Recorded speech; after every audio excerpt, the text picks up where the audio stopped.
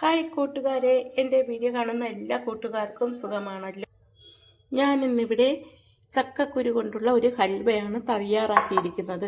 ഇത് തണുക്കാൻ വെച്ചിരുന്നതാണ്. നമുക്കിതൊന്ന് മറിച്ചിട്ട് കൊടുക്കാം. നല്ല ഹെൽത്തി ആയിട്ടുള്ളതാണ് ഈ ഹൽവ. ധാരാളം പ്രോട്ടീൻ അടങ്ങിയ ചക്കക്കുരു കൊണ്ടുള്ള ഹൽവ നമുക്കൊന്ന് കട്ട് ചെയ്ത് നോക്കാം. നല്ല ടേസ്റ്റാണ്.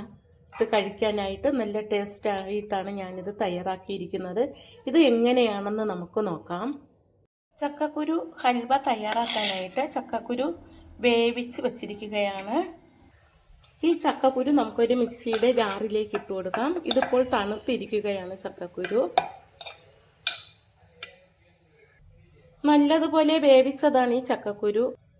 ഇതിലേക്ക് 1/2 കപ്പ് കൂരവക് ഇട്ട് കൊടുക്കാം. ഇത് റാഗിപ്പൊടിയാണ്, പൊടിച്ച പൊടിയാണ്. അത് നമുക്കതിലേക്ക് ഇട്ട് കൊടുക്കാം. 4 ഏലക്ക ഇട്ട് കൊടുക്കാം.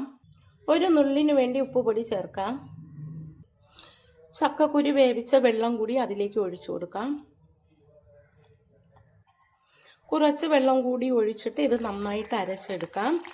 റാഗിക്ക് പകരം ഗോതമ്പ് പൊടിയോ അരിപ്പൊടിയോ മൈദയോ ചേർക്കാം. ഞാനിവിടെ റാഗിപ്പൊടിയാണ് ചേർത്തത്. ഇത് നന്നായിട്ട് നമുക്ക് അരച്ചെടുക്കാം.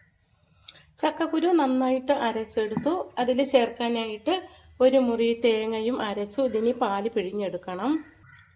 ചക്കക്കുരു ഹൽവയിൽ തേങ്ങാപ്പാൽ ചേർക്കുമ്പോൾ ടേസ്റ്റ് ഇരട്ടിയാവും. നല്ല ടേസ്റ്റ് ആയിരിക്കും. അതുകൊണ്ടാണ് ഞാൻ ഇതിലേക്ക് തേങ്ങാപ്പാൽ ചേർക്കുന്നത്. തേങ്ങാപ്പാലും പിഴിഞ്ഞെടുത്തു. ഇനി നമുക്ക് ശർക്കര അലിയിച്ചെടുക്കാം. ശർക്കരയും അലിയിച്ചെടുത്തു. ഇനി ഒരു പാനിലേക്ക് 1 സ്പൂൺ നെയ്യ് ഒഴിച്ചു കൊടുക്കാം.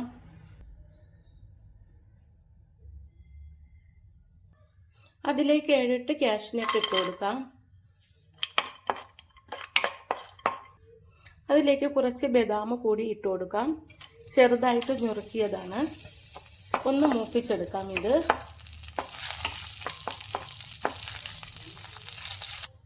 കാഷ്നട്ടിൻ്റെ കളറൊക്കെ മാറി വന്ന് ഇതിലേക്ക് കുറച്ച് കറുത്ത എള്ളിട്ട് കൊടുക്കാം. ഇതിൽ നിന്ന് നമുക്ക് കുറച്ച് മാറ്റി വെക്കാം. കൂട്ട് തയ്യാറാക്കുമ്പോൾ ഇതിലേക്കാണ് ഒഴിച്ചു കൊടുക്കുന്നത്. അതുകൊണ്ടാണ് ഞാൻ കുറച്ച് ഇതിലേക്ക് മാറ്റിയത്. കുറച്ചാണ് ഞാൻ മാറ്റിയത്. ഇതിലേക്ക് ഇനി നമുക്ക് അരച്ചു വച്ചിരിക്കുന്ന കൂട്ട് ഒഴിച്ചു കൊടുക്കാം. ഞാൻ തീ ഇപ്പോൾ കുറച്ചാണ് വച്ചിരിക്കുന്നത്. ഇത് നമുക്കതിലേക്ക് ഒഴിച്ചു കൊടുക്കാം. ഒഴിച്ചിട്ട് ഒന്ന് ഇളക്കി കൊടുക്കാം. നമുക്കിതൊന്ന് ഇളക്കി കൊടുക്കാം. ഇനി നമുക്കിതിലേക്ക് കുറേശ്ശെ ശർക്കര പാനി ചേർത്ത് കൊടുക്കാം. ശർക്കര പാനി നമുക്കിതിലേക്ക് അരിച്ചൊഴിച്ചു കൊടുക്കാം.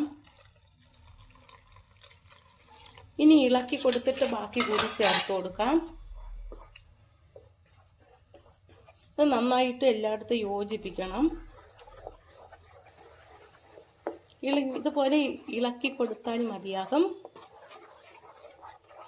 കുറച്ച് പാനി കൂടി ചേർത്ത് കൊടുക്കാം.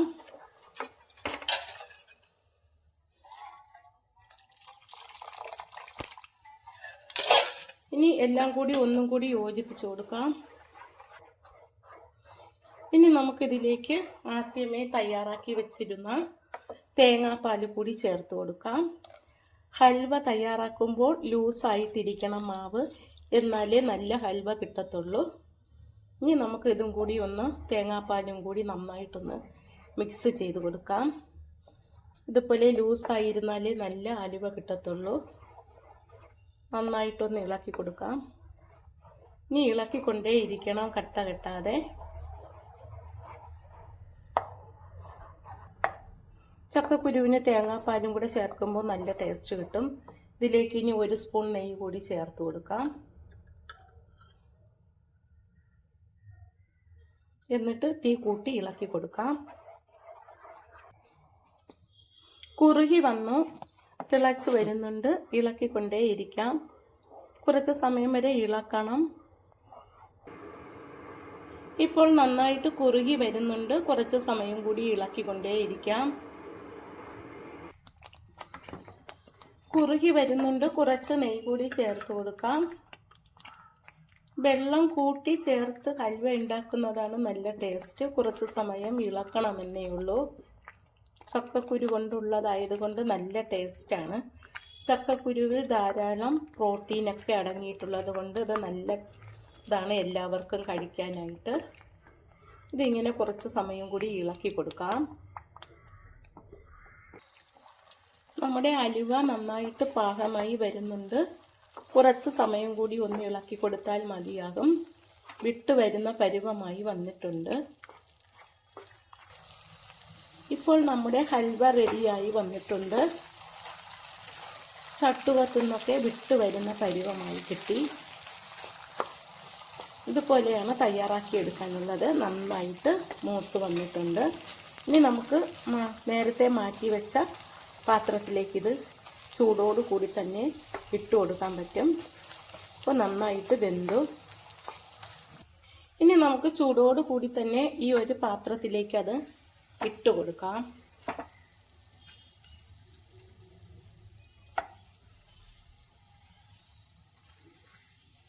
പണ്ട് കാലങ്ങളിലൊക്കെ ചക്കക്കുരു അവിച്ച് തേങ്ങ കൂട്ടി തിന്നുമായിരുന്നു.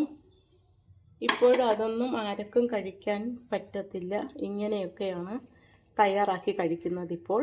ഇത് നമുക്ക് നന്നായിട്ടൊന്ന് ഷേപ്പ് ചെയ്ത് കൊടുക്കാം. ഇതേപോലെ ഷേപ്പ് ചെയ്ത് കൊടുത്താൽ മതിയാകും.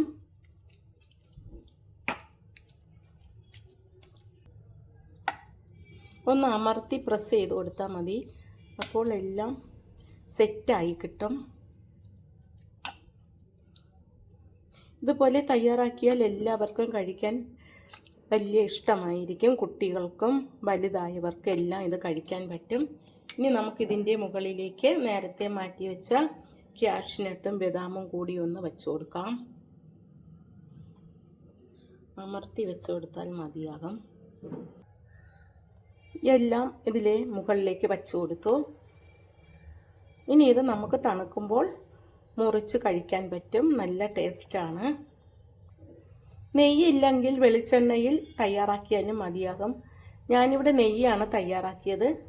ഇത് ഇഷ്ടമായെങ്കിൽ ആദ്യമായി കാണുന്നവരെല്ലാം എൻ്റെ ചാനൽ ഒന്ന് സബ്സ്ക്രൈബ് ചെയ്യണം. ഇതുപോലെ ഒന്ന് ഉണ്ടാക്കി കഴിച്ചു നോക്കണം. നല്ല ടേസ്റ്റാണ്. എള്ള്, ശർക്കര, കാഷ്നട്ട്, ബദാം എല്ലാം ഇതിൽ ചേർത്തിട്ടുണ്ട്. റാഗിപ്പൊടിയിലാണ് തയ്യാറാക്കിയത്. ചക്കക്കുരു ആയതുകൊണ്ട് പ്രോട്ടീൻ്റെ കലവറയാണ്. നല്ല ടേസ്റ്റ് ആയിരിക്കും. എല്ലാവരും കമൻറ്റ് ചെയ്യണം, ലൈക്ക് ചെയ്യണം. എല്ലാവർക്കും ഒന്ന് ഷെയർ ചെയ്ത് കൊടുക്കണം. താങ്ക്